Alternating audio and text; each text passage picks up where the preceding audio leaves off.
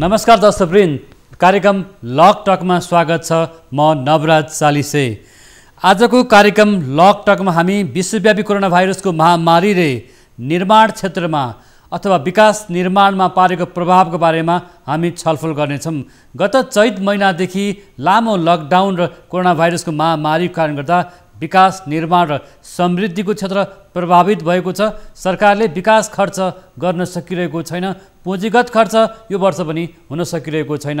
निर्माण उद्योग अघि बढ्न सकिरहेको छैन। राष्ट्रिय चाडपर्वहरूपछि अब मङ्सिरको पनि आधा भइसकेको छ। अब विकास निर्माणको काम गर्ने बेला छ, तर पनि विकासका कामहरू अगाडि बढ्न सकिरहेको छैन। विकास निर्माण राष्ट्रिय गौरवदेखि साना मझौला हरेक खालको विकास निर्माणमा काम गर्ने श्रमिक मजदुरहरूको पनि यति बेला रोजगारी खोसिएको छ भने मजदुर श्रमिकहरू आफ्नो घर थाक छलो गएको अवस्था छ।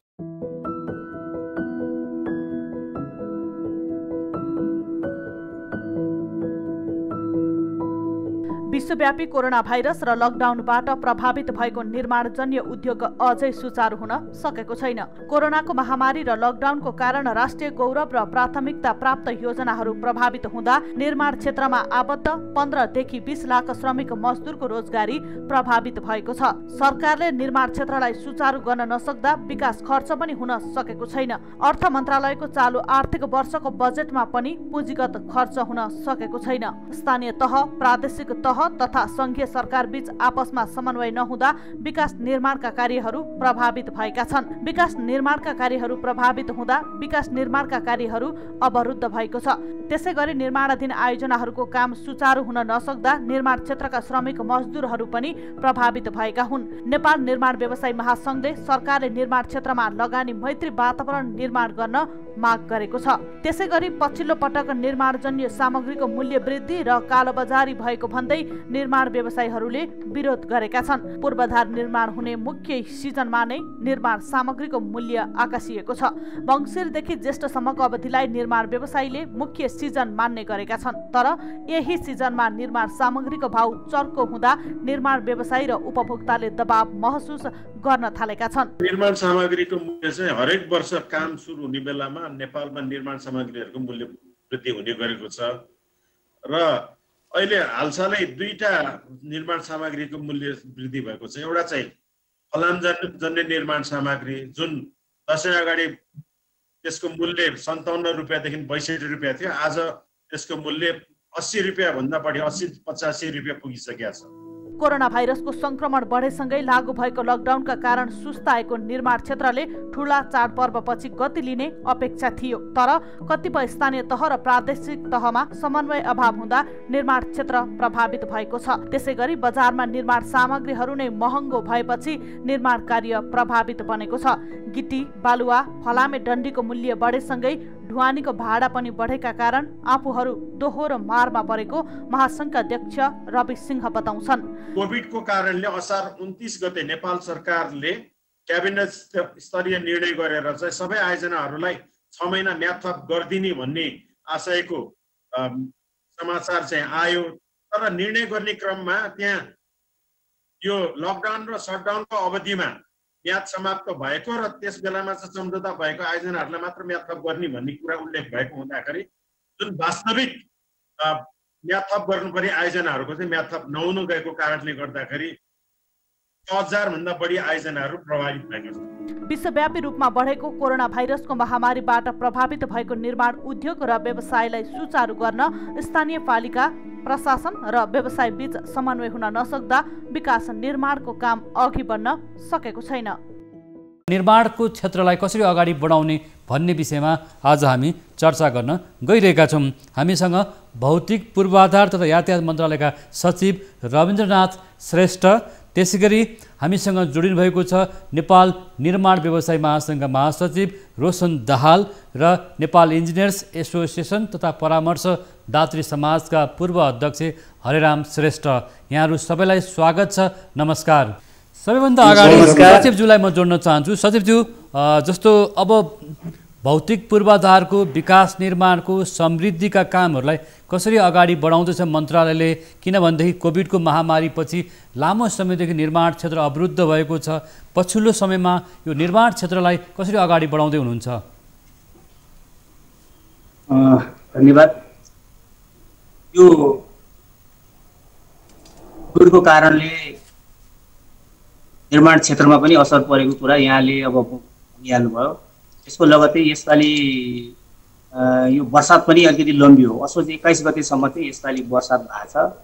त्यसको लगत्तै अब दसैँ तिहार सुरु भयो र अहिले निर्माणले चाहिँ गति लिइसकेको छ। अहिले हाम्रो यो चौमासिकमा पुँजीगत खर्च करिब 11% खर्च भएको छ। 11 त्यो भनेको अब गत वर्षको तुलनामा चाहिँ अब अलिकति कम नै हो।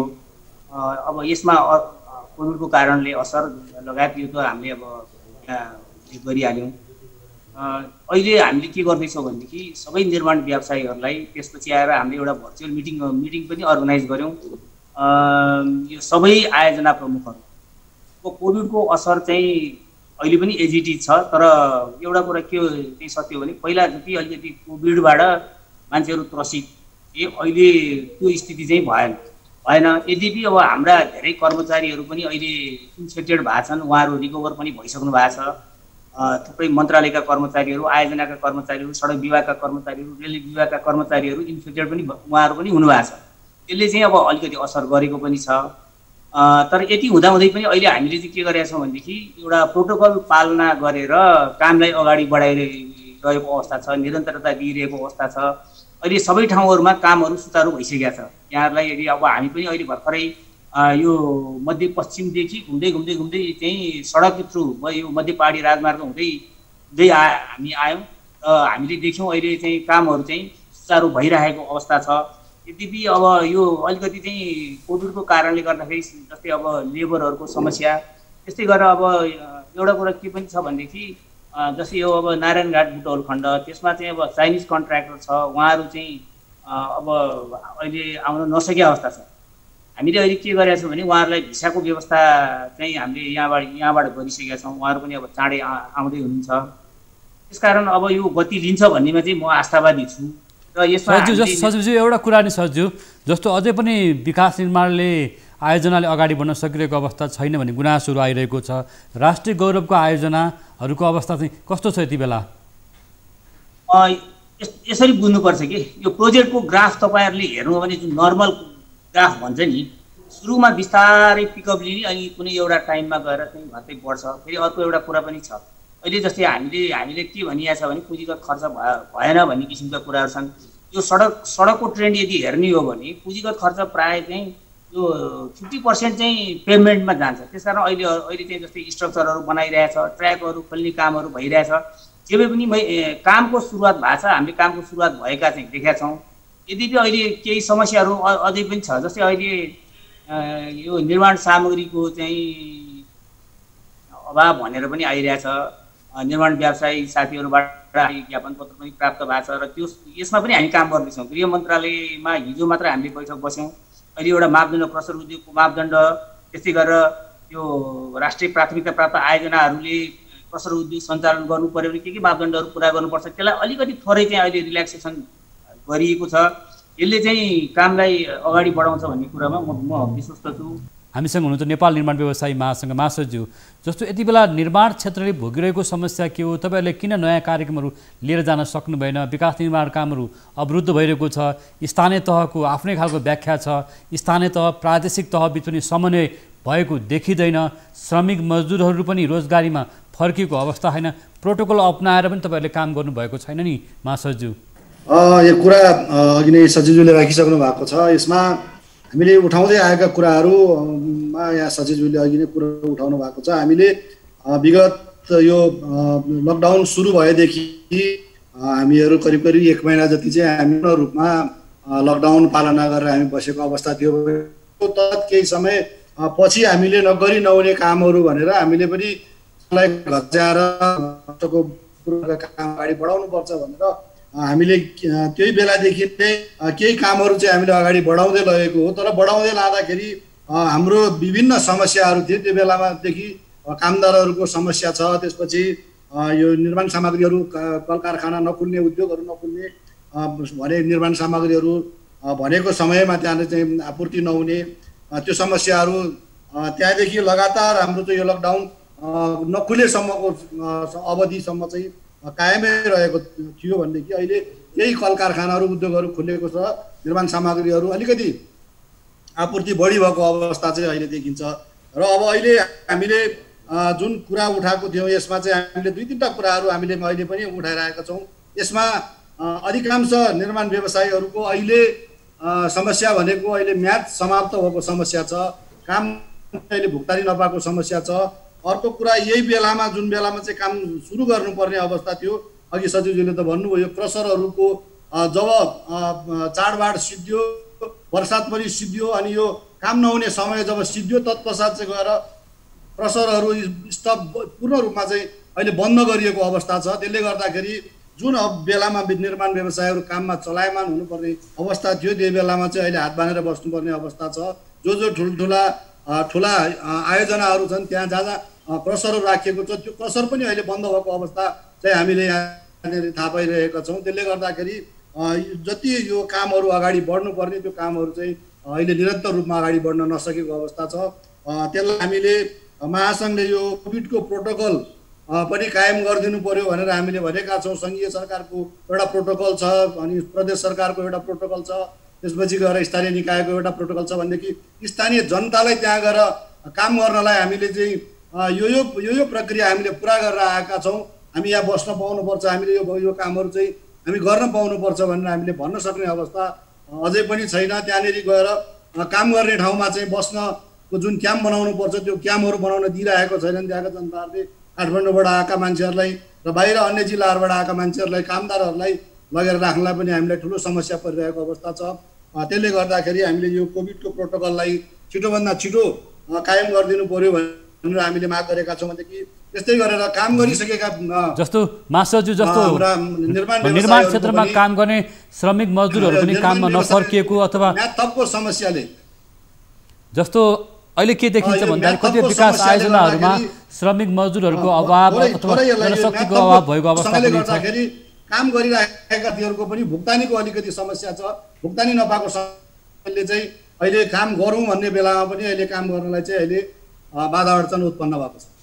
हजुर, म यहाँसँग आउँछु र विकास निर्माणका आयोजनाहरूमा श्रमिक जनशक्तिको अभाव भएको र श्रमिक जनशक्तिहरू पनि प्रोटोकल अपनाएर अथवा सुरक्षा सावधानी अपनाएर काम गर्न चाहिँ भनौँ न काममा नलगाइएको भन्ने पनि गुनासो आइरहेको छ। महासङ्घले यो विषयलाई हेरेको छैन श्रमिक मजदुरहरूको समस्याको बारेमा? होइन, मजदुर त हाम्रो अभिन्न अङ्ग हो। मजदुर नभइकन हामीले कामै गर्न सक्दैनौँ। त्यही कुरा हामीले गरेका छौँ। यो प्रोटोकल चाहिँ छिटो सङ्घीय सरकारले, प्रदेश सरकार, स्थानीय सरकारले एकै किसिमको प्रोटोकल कायम गरिदिनु पर्यो भनेर हामीले माग गरिराखेका छौँ। वास्तवमा चाहिँ अब कतिजनासम्म त्यो मजदुरहरू लगेर त्यहाँ राख्न पाउने हो, अनि त्यसलाई लिएर जाँदाखेरि अब कुन चाहिँ प्रोटोकल त्यसले अपनाएर लिएर जानुपर्ने हो।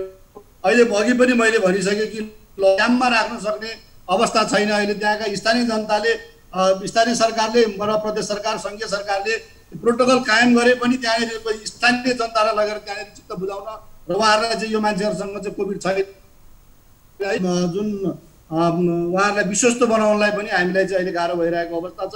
त्यसले गर्दा राज्यले नै यसलाई चाहिँ पहिला यो प्रक्रिया पुरा गरेर तपाईँहरूले यो मजदुरहरू साइडमा खटाउनुहोस् र लिएर जानुहोस् भन्ने कुरा चाहिँ गर्नुपर्छ। जस्तै कामदारहरूको त अहिले पनि अब कोभिडले छोडिन सकेको अवस्था छ। उहाँहरू फिल्डमा गएर काम गर्नको लागि पनि उहाँहरूलाई कुन अवस्थामा कसरी लगाउने भन्ने कुराहरू अब यो व्यवसायीले मात्रै एक्लै चाहेर पनि अब यो असम्भव छ। त्यसले गर्दाखेरि छिटोभन्दा छिटो यो राज्यले तिनै तहका सरकारले चाहिँ यो कोभिडको प्रोटोकललाई चाहिँ छिटोभन्दा छिटो लागू गरिदिनुपर्छ भनेर हामीले धेरैचोटि हामीले चाहिँ माग गरिसकेको। हजुर, म यहाँसँग आउँछु। हामीसँग नेपाल इन्जिनियर्स एसोसिएसनका पूर्व अध्यक्ष तथा परामर्शदात्री समाज स्काफका पूर्व अध्यक्ष हरिराम श्रेष्ठ जोडिनु भएको छ। जस्तो यहाँ लामो समय निर्माण इन्जिनियरिङ क्षेत्रमा हुनुहुन्छ, अहिले वास्तवमा विकास निर्माणको काम त अवरुद्ध भएको छ, यो काम अगाडि बढ्न सकिरहेको छैन, के भन्नुहुन्छ हरिराम सर? यो अवरुद्ध अहिलेको कोभिडको केसलाई लिएर हेर्ने हो भने अब अहिले स्वाभाविक रूपमा समस्या छ नै। अब विकसित देशहरूले त विभिन्न किसिमको स्टिमुलस प्याकेजहरू ल्याएर समाधान गर्ने कामहरू भइराखेको छ। तर हाम्रो देश अब विकसित देशले जस्तो स्टिमुलस प्याकेज ल्याउने हाम्रो जस्तो देश नेपाल जस्तो देशले यो समस्या अझ बढी टड्कारो रूपमा र आइराखेको छ। अब यसमा अहिले भर्खरै निर्माण व्यवसायी सङ्घका महासचिवज्यूले भनिहाल्नु विभिन्न समस्याहरू सामाजिकदेखि लिएर विभिन्न समस्याहरू छ। अब अहिले यो समस्यामा सबभन्दा बढी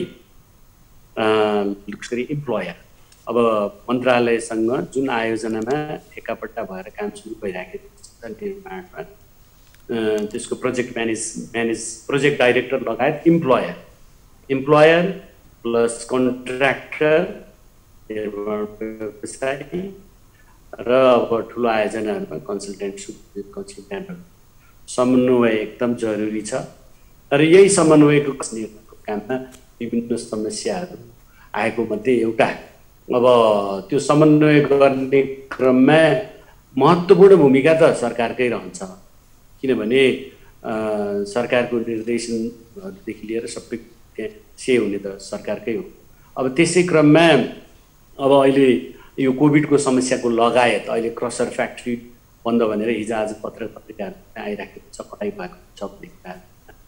अब त्यसमा पनि सरकारले नै फुकाउनु पर्ने हुन्छ। यदि कसैको त्यहाँ मापदण्ड नपुगिकन गरेको छ भने मापदण्ड पुर्याउने सुरुदेखि नै पुर्याउनलाई कोसिस गर्नुपर्ने हुन्छ। एकैचोटि लास्टमा मात्रै सुरुमा मोनिटरिङ रेगुलेसन राम्रो भएन र अलि लुज भयो र मापदण्ड अनुसार पनि पहिला सञ्चालन गर्न दिइराखेको छ भने अहिले आएर अचानक त्यो कुरा सबै मिलाउन गाह्रो छ।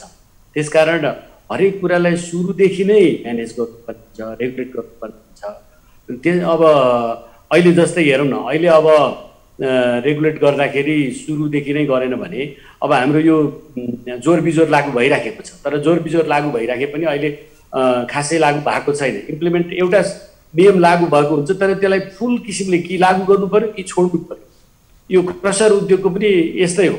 अब अहिले लागू गर्ने अब नियम मान्ने मान्छेहरूले मानिराखेका हुन्छ, नमान्नेले नमानिकन चलाइ पनि राखेका हुन्छ। अब त्यो बेलामा ठ्याक्क फेरि नियम कडाइ गरिराख्दाखेरि अनि फेरि समस्या आउन सक्छ। त्यसले गर्दाखेरि सुरुदेखि नै कडाइ गरेर स्थापनाकालदेखि नै कडाइ गरिराख्यो भने चाहिँ अनि यो समस्या समाधान हुन्छ।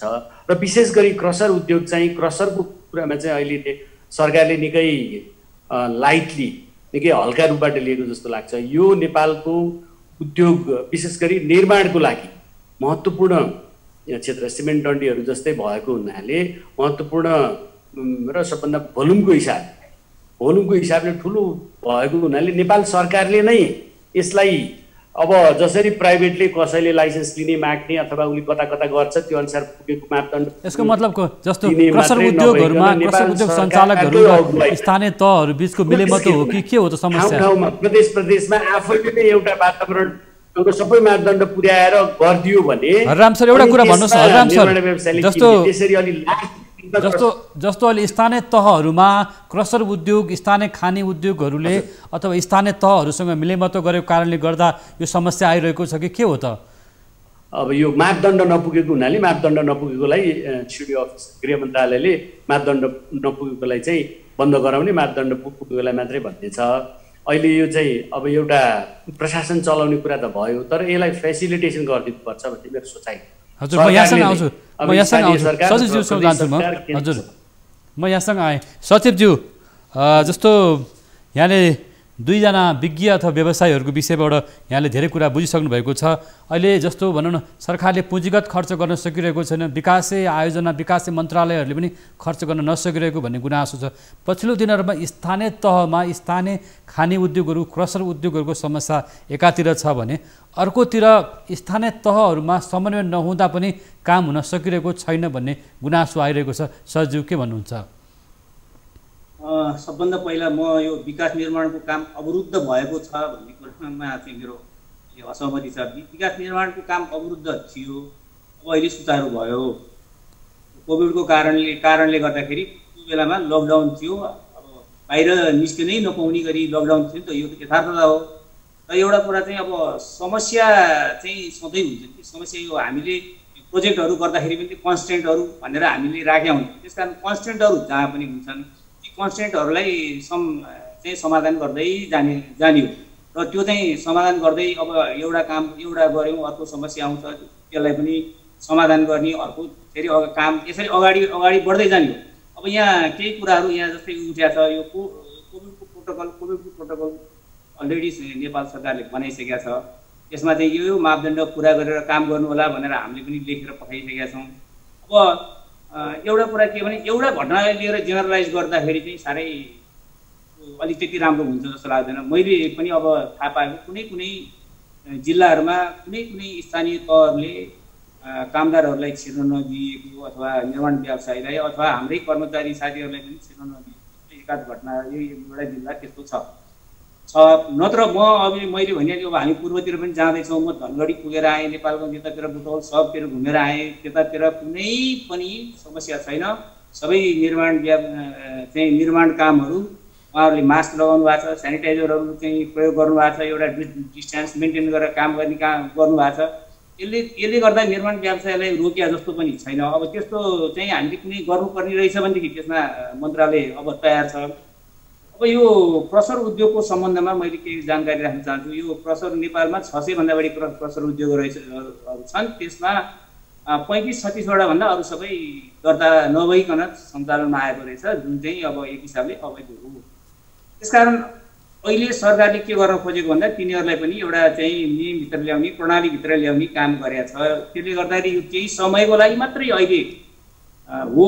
यसमा सबभन्दा बढी पीडित त साँच्ची भनियो भने विकास निर्माणको काम गर्ने मन्त्रालयको हिसाबले हाम्रै मन्त्रालय बढी पीडित छ। यो हामीले गौशाला चाबेको जब हामीले पिच गर्न खोज्यौँ त्यही बेलामा ठ्याक्कै निर्माण सामग्री हामीले पाएनौँ र त्यो अलिकति केही नभए पनि 15 दिन ढिलो भयो।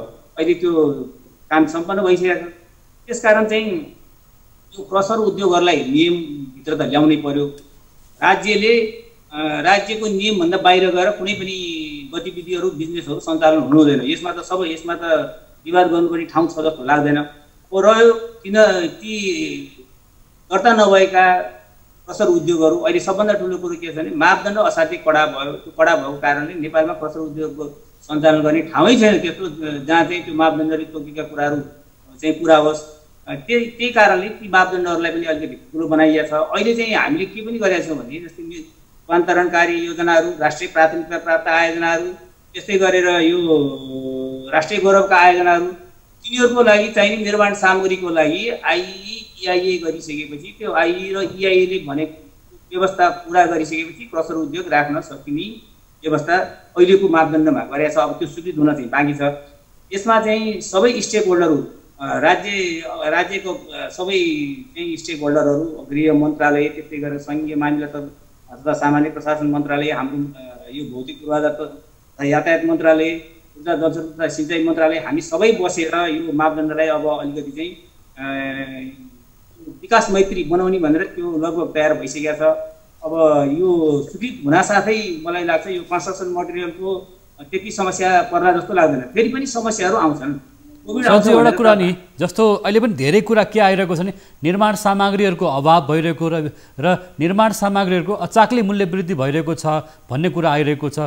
जति बेला अर्थतन्त्र चलायमान हुँदै गर्दा यसरी झन् भनौँ न विकास निर्माणका सामग्रीहरूको अभाव हुने, कालोबजारी हुने, कार्टेलिङ हुँदाखेरि त झन् विकास निर्माण चाहिँ अवरुद्ध हुन सक्ला नि त सज्जु। एकदम त्यसैलाई दृष्टिगत गरेर अहिले मापदण्ड तयार भएको छ। होइन मन्त्रीज्यूहरूबाट त्यो मन्त्री सहायता थियो, सबैको कन्फिडेन्स हो भने त्यो स्रोत चाहिँ राज्यको स्रोत हो। राज्य ढुङ्गागिटी बालुवा भनेको राज्यको स्रोत हो। अनि त्यो धेरै प्रयोग गर्ने चाहिँ अधिकांश प्रयोग गर्ने फेरि राज्यले नै छ। निजी क्षेत्रले प्रयोग गर्ने भनेको थोरै अंश मात्र हो। भनेपछि यसमा बिचौलियाहरूकै चलखेल भयो भनेर यसलाई कसरी रोक्ने भन्ने सम्बन्धमा नै सबभन्दा बढी हामीले फोकस गरेर यी सबै चिजहरूलाई अब हटाउने हिसाबले मापदण्ड आउँछ जस्तो मलाई लाग्छ। त्यो मापदण्ड आइसकेपछि यसमा समस्या पर्दैन। निर्माण अब यसलाई हामीले हल गर्दै जाने हो। समस्याहरू जे आउँछन् हल गर्दै जाने हो। तर अहिले सबै विषयवस्तुहरू चाहिँ सकारात्मक हिसाबमा अगाडि बढेको छ। यो स्थानीय तहसँगको एउटा समन्वय एउटा कुरा जस्तो सजु यहाँले पनि भन्नुभयो स्थानीय खानीहरू स्थानीय भनौँ न खानी अथवा स्थानीय क्षेत्रका एउटा सम्पदाहरू जस्तो भनौँ नदीजन्य उत्खननहरू भयो अथवा बालुवा गेटी ढुङ्गा होइन रोडा यसमा स्थानीय बिचौलियाहरू अथवा बिचौलियाहरू बढी चाहिँ हाबी छन् त्यसमा स्थानीय तहको पनि चलखेल छ भन्ने गरिन्छ प्रशासनको नि मिलेमतो छ भन्ने गरिन्छ नि त सर हजुर सजिलो त्यही भएर अहिले चाहिँ भनौँ न त्यो नहुने हिसाबले मापदण्ड आउँछ मैले यहाँ तपाईँहरूलाई अहिले यति मात्रै भने त्यो इन्डोर्स भइसकेपछि हेर्नु होला अब भनौँ न बिचौलियाको चाहिँ सायद भूमिका नरहने हिसाबले चाहिँ मापदण्ड आउँछ मैले अहिलेलाई यति मात्रै भने त्यो अब इन्डोर्स नहुन्जेल मैले अरू थप कुरा भनिनँ त्यसै गरेर यो म्याद थपको समस्या छ अहिले भुक्तानीको समस्याहरूको कुरा राख्नु भएको छ यो म्याद थपको समस्या अलिक थोरै चाहिँ यो अलिकति भाषागत त्रुटिले गर्दाखेरि भएको यसमा मैले निर्माण व्यवसायी साथीहरूलाई म के भन्छु भने तपाईँहरू ढुक्कसँग काम गर्नुहोस् यो जुन कोभिडको लकडाउन अवधिको म्याद थप चाहिँ हामी गर्छौँ अर्थ मन्त्रालयसँग पनि हामीले बसेर छलफल गरिसकेका छौँ उहाँहरू पनि पोजिटिभ हुनुहुन्छ हामीले प्रधानमन्त्री कार्यालयको पनि हामीले छलफल गरिसकेका छौँ यसको अब यो चाँडै टुङ्गिन्छ जस्तो लागेर आउँछ यो चाँडै टुङ्गिन्छ तपाईँहरू मजाले फिल्डमा काम गर्नुहोस् यो जुन 6 महिनाको जुन लकडाउन अवधिको जुन कोभिडले पारेको असर जुन समय हो त्यति म्याद थप गर्नलाई हामीले कुनै समस्या हुँदैन यो चाहिँ हुन्छ नै त्यसपछि अब आएर यो स्थानीय तहसँगको सम्बन्ध यो अहिले भर्खर अब हामी भनौँ न यो सङ्घीय संरचनामा गएको ट्रान्जिसन पिरियड हो अहिले बिस्तारै उहाँहरूले पनि बुझिसक्नु भएको छ हामीले चाहिँ यो प्रदेश तहसँग स्थानीय तहसँग पनि हाम्रो चाहिँ समन्वय गर्ने एउटा चाहिँ मेकानिजम छ त्यो मेकानिजम मार्फत अब यी कुराहरू चाहिँ बिस्तारै हुँदैछन् मलाई लाग्छ यो समस्या समाधान हुँदै जान्छन् फेरि अरू नयाँ समस्याहरू आउँछन् यसरी जुझ्दै जाने हो तर एउटा कुरा के छ भने समस्या आयो भनेर टक्क बस्यो भने चाहिँ केही काम हुँदैन समस्यासँग त जुझ्दै काम गर्ने हो समस्यालाई कुनै एउटा कालखण्ड भनौँ जुन बेलामा समस्यै थिएन त्यस्तो होइन अहिलेसम्म जति बनाएका अहिले 1 लाख किलोमिटर पुल लगाइसक्यो नेपालमा सबै सडकहरू त्यस्तै गरेर हाइड्रो पावर सबैमा समस्या थिए तपाईँले प्राविधिक समस्या आउँछ सबैमा समस्या आउँछ तर ती समस्या छन् भनेर चुप लाएर बस्ने होइन कि ती समस्यालाई कहाँ कसले हल गर्ने बैठक गर्ने छलफल गर्ने त्यसपछि यो समस्याको समाधान हुन्छ यो गर्न नसकिने भन्ने कुरा होइन लागि चाहिँ पर्नु पर्यो यति गएपछि हुन्छ र अहिले मैले यहाँलाई के जानकारी गराउँछु भने काम सुरु भइसकेको छ हामी हाम्रो लक्ष्यमा जसरी भए पनि हामी हाम्रो टार्गेट चाहिँ भेट्छौँ मैले तपाईँहरूलाई यति मात्रै भने सज्यू जस्तो यो वर्ष पनि चालु आर्थिक वर्ष पनि विकास निर्माणको खर्च त खासै भएको देखिँदैन पुँजीगत खर्च त भएको छैन नि त त्यही त मैले तपाईँहरूलाई अब सुन्नुहोस् न कोभिड त थियो त यो रियलिटी हो हामीले कल्पनाभन्दा बाहिरको रियलिटी हो नि त त्यही भएर त म्याद थप गर्नु पऱ्यो त यो बिचमा के निर्माण क्षेत्रमा त प्रभावित भयो त पर्यटन क्षेत्र प्रभावित भएको छ अरू चाहिँ हेर्नुहोस् ब्याङ्किङदेखि लिएर सबै क्षेत्र प्रभावित छ फेरि त्यो हाम्रोमा मात्रै होइन अरू देशहरूको त तपाईँहरूले ग्रोथै नेगेटिभ छ अझ हामी त एउटा भाग्यमानी भनौँ कि अब के भनौँ हाम्रो देश त अहिले हाम्रो देशको ग्रोथ त पोजिटिभ चाहिँ देखाइएको छ कति देशहरूको त नेगेटिभ छ त्यस कारण यो यथार्थतालाई पनि हामीले चाहिँ सच्चु हामीसँग यहाँ हामीसँग रहनु होला अब अलिकति हामी कोभिड भनेर हामी बस्दैनौँ यति कुरा म तपाईँलाई भन्छु हामीले सबै आयोजना प्रमुखलाई तपाईँहरू जानुहोस् है फिल्डमा जानुहोस् भनेको छ हामीले निर्माण के भनेको छ तपाईँहरू फिल्ड जानुहोस् उ गर्नुहोस् के समस्या पर्यो त्यो यदि भन्नुहोस् महानिर्देशकज्यूलाई भन्नुहोस् भएन भने मलाई भन्नुहोस् मबाट पनि भएन भने मन्त्रीज्यूलाई भन्नुहोस् उहाँले पनि त्यो प्रयास गरिराख्नु भएको छ भन्ने चाहिँ मैले अहिले हजुर म यहाँसँग आउँछु सचिव यहाँले राम्रो कुरा बताउनु भयो कि अहिले विकास निर्माणका आयोजना प्रमुखहरूलाई अथवा विकाससँग सम्बन्धित प्राविधिक इन्जिनियरहरूलाई पनि स्थलगत रूपमा जान आयोजना स्थलमै जानलाई लागि निर्देशन दिएको छ भन्ने कुरा सचिवज्यूले राख्नुभएको छ अब नेपाल निर्माण व्यवसायी महासङ्घले भोगेका समस्याहरू किन काम हुन सकिरहेको छैन किन काममा ढिलासुस्ती भइरहेको छ उहाँले भनिसक्नुभयो कोभिडको महामारीको अवधिको हामी म्याद थप गर्छौँ भनेर भनिसक्नुभयो अब काम सुरु हुन्छ होइन त महासचिवज्यू अब हामीले झन् यो दसैँ तिहार पछाडि सबै साथीहरू साइटमा जाने अवस्था छ र कोही पनि सक्नुभएको अवस्था छ र हामीले त अगाडि पनि अघि पनि भनिसकेँ मैले अब हामीले काम द्रुत गतिमा अगाडि बढाउन नसकेको मात्रै हो तर रोकेको अवस्था करिब लकडाउन भएपछि 1 महिना जति हामीहरू चाहिँ पूर्ण रूपमा चाहिँ बस्यौँ र त्यो पछाडि पनि हामीले चाहिँ केही प्रतिशत कामहरू चाहिँ हामीले अगाडि बढायौँ र असार मसान्तमा हजुर सचिवज्यूले भर्खरै भनिसक्नु भएको छ तपाईँहरू काममा जानुहोस् फिल्डमा जानुस्, काम गर्नुस्, काम हुन्छ र लकडाउनको अवधिको नि म्याद थप हुन्छ, काम गर्नुस् भन्नुभएको छ नि त। ठिक छ, हामीले खोजेकै त्यही हो। अब सचिवज्यूसँग हामी निरन्तर संवादमा छौँ। हामीहरू मन्त्रालयमा मन्त्रीज्यूसँग, सचिवज्यूहरूसँग हामीले निरन्तर रूपमा वार्ता गरिराखेका छौँ यो कुराहरू। अब अहिले चाहिँ सचिवले म्याथपको कुरा गर्नुभयो। म्याथपमा एउटा समस्या, अर्को एउटा समस्या चाहिँ हामीले हिजो एउटा शब्दको त्रुटिले गर्दाखेरि असार 29 गतिको 6 महिनाको एउटा त्यो म्याथप चाहिँ अब तत्काल गरिदिने, त्यसलाई सच्याइदिने भन्ने कुराहरू आइरहेछ भनेदेखि अर्को कुरा चाहिँ एउटा सचिवज्यूहरू यो जुन असार के अरे चैत 11 गतेबाट जब लकडाउन सुरु भयो तत्पश्चात चाहिँ साउन 7 गते आएर चाहिँ बल्ल लकडाउन समाप्त भयो। कसैको म्याद जेठमा सकियो, कसैको वैशाखमा म्याद सिद्धिएको छ र कसैको चाहिँ असारमै म्याद सिद्धिनेहरूको पनि अब यिनीहरूको पनि म्याद 6 महिना थप हुँदाखेरि पनि असारमा सिद्धिनेको बल्ल पुसमा चाहिँ म्याद समाप्त हुन्छ। त्यसले गर्दा यी यस्ता आयोजनाहरूलाई चाहिँ अलिकति प्रोजेक्टहरू हेरेर यसो यिनीहरूलाई तपाईँको वर्षात सचिवज्यूले पनि स्वीकार गरिसक्नु भएको छ। त्यो असोजको 21 गतेसम्म वर्षादै थियो, यसपालिको वर्षात लामो भएर त्यहाँसम्म आएको अवस्था छ। साउन 7 गतेसम्म लकडाउनको कारणले कतिपय धेरै जस्तो कामहरू हुनै सकेका छैनन्। वर्षाको कारणले त्यो बेलासम्म कामै भएन र अहिले चाडबाडको कारणले पनि काम नभएको अवस्था छ। त्यसले गर्दा कामै गर्न नपाएको अवस्था भनेर धेरै व्यवसायीहरूको गुनासो आएको छ। सरहरूले पनि यसलाई स्वीकार गरिसक्नु भएको अवस्था छ। त्यसले गर्दा यो असार 29 गतेको थप भएको 6 महिना त छँदैछ, प्लस त्यो पछि अर्को समय कसरी मिलाउन सकिन्छ सचिवज्यूलाई पनि ध्यान दिएर अगाडि जानुपर्छ भन्ने चाहिँ हामी तमाम व्यवसायीहरूको चाहिँ माग छ। यहाँनिर 6 महिना थप्दाखेरि अब अहिले असोजमा सिद्धियो कसैको चाहिँ वैशाखमा सिद्धिनेहरूको, असोज मसान्त, कार्तिक मसान्तमा, मङ्सिर मसान्तसम्म म्याद सिद्धिनेहरू धेरै छन्। धेरै व्यवसायीहरू छन् सर। अहिले यो 90% भन्दा बढी व्यवसायीहरूको चाहिँ म्याद समाप्त भइसकेको छ। यो कोभिड 6 महिना थप्दाखेरि पनि त्यो म्यादहरू समाप्त भइसकेको छ। त्यसले भोलि निम्त्याउने समस्या भनेको यो चाहिँ अझ ठुलो समस्या भएर आउँछ होला भन्ने चाहिँ हामीले त्यसलाई चाहिँ आकलन गरेका छौँ। र यो एउटा कुरा महासचिव, जस्तो अहिले निर्माण क्षेत्रमा काम गर्ने 15-20 लाख श्रमिक मजदुरहरू, प्राविधिकहरूको रोजीरोटी खोसिएको अवस्था छ अथवा बेरोजगार हुन सक्ने अवस्था छ भनेदेखि यति ठुलो सङ्ख्यामा रहेको श्रमिकहरूको, मजदुरहरूको चाहिँ व्यवस्थापन कसरी हुँदैछ? हजुर, मैले मेरो नेटले काम नगरे होला, मैले जस्तो यति ठुलो सङ्ख्यामा रहेका श्रमिक मजदुरहरू छन् निर्माण क्षेत्रमा, 15-20 लाख यहाँकै महासँगै तथ्याङ्कलाई आधार मान्ने हो भने 20 लाख श्रमिक मजदुरहरूको रोजीरोटी एउटा जटिल अवस्थामा पुगेको छ भने त्यति ठुलो सङ्ख्यामा रहेका श्रमिक मजदुरहरूको रोजगारीको लागि कस्तो खालको व्यवस्थापन गर्दै हुनुहुन्छ?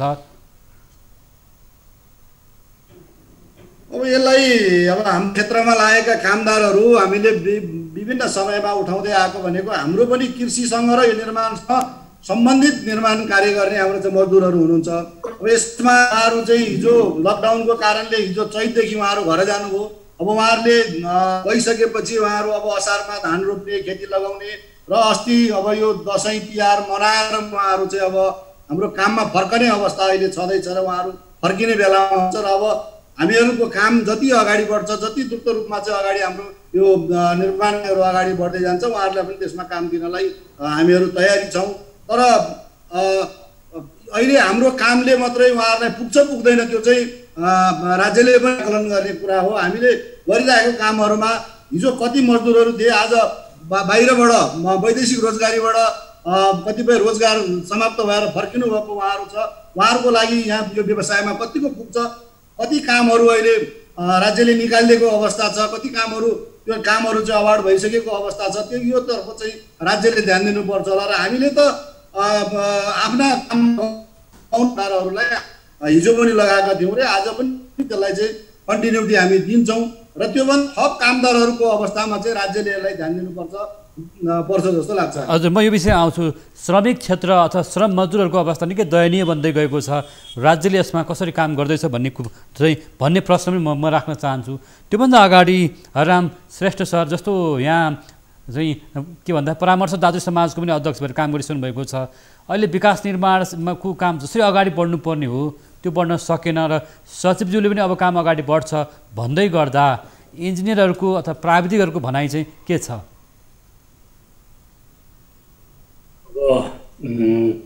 प्राविधिक त यस्तो छ, प्राविधिक त अब इम्प्लोयरमा पनि प्राविधिक भयो, कन्सल्टेन्ट पनि प्राविधिक भयो, विशेष गरी इन्जिनियरहरू, र कन्ट्र्याक्टरकोमा पनि प्राविधिक छ। प्राविधिकको अब 3वटा सेक्टरमा आफ्नो सबै ठाउँमा प्राविधिक त भइ नै हाल्छ, प्राविधिक आफ्नो भयो। यो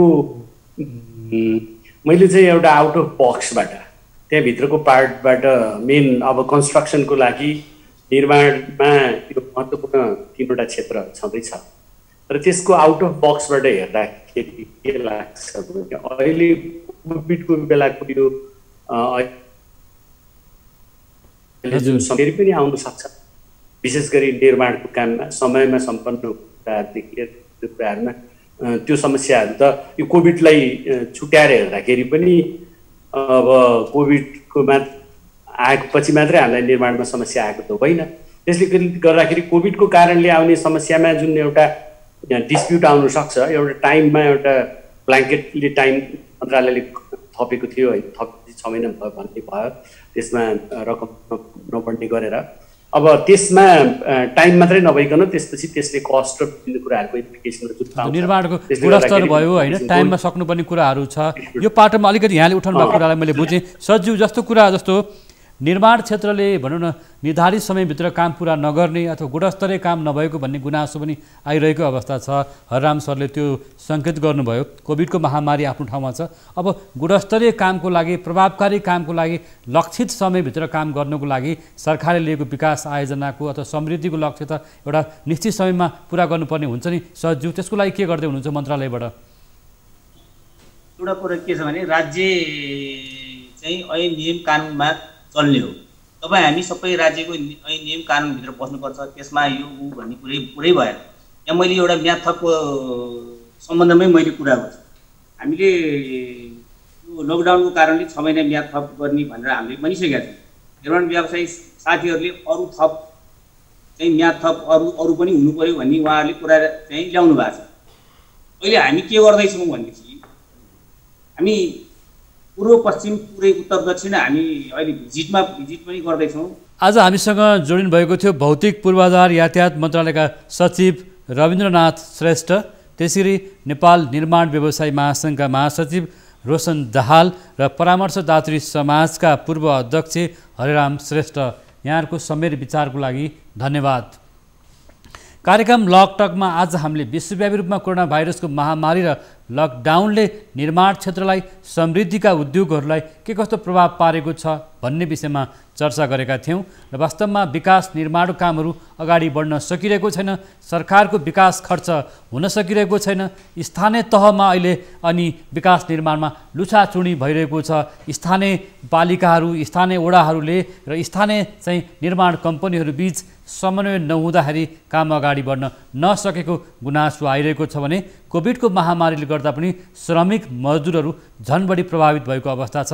यसको लागि राज्यले निर्माण क्षेत्रलाई अगाडि बढाउन, गुणस्तरीय र प्रभावकारी काम गर्नको लागि र समय सीमाभित्र निर्माण कामलाई सम्पन्न गर्नलाई, निर्धारित समयभित्र काम सम्पन्न गर्नको लागि र बजेटमा लिएको लक्ष्य समृद्धिको योजना कसरी हासिल हुन सक्छ भन्ने विषयमै आजको बहसमा जोडिएका थियौँ र विकास निर्माणलाई कानुनी दायराभित्र ल्याएर काम पुरा गर्नेछौँ भन्ने कुरा भौतिक पूर्वाधार यातायात मन्त्रालयका सचिव रविन्द्रनाथ श्रेष्ठले राख्नुभएको छ र म्याद थप पनि गर्न सकिन्छ कोभिडको अवधिको भन्ने कुरा पनि आएको छ र स्थानीय तहमा समन्वयको लागि पनि प्रभावकारी कदम गरिनेछ भन्ने कुराहरू आइसकेको छ। यसकारण आजका अतिथिहरू सबैलाई धन्यवाद। कार्यक्रम लकटकको पनि समय पुरा भएको छ। हामी सबै बिदा माग्छौँ। नमस्कार।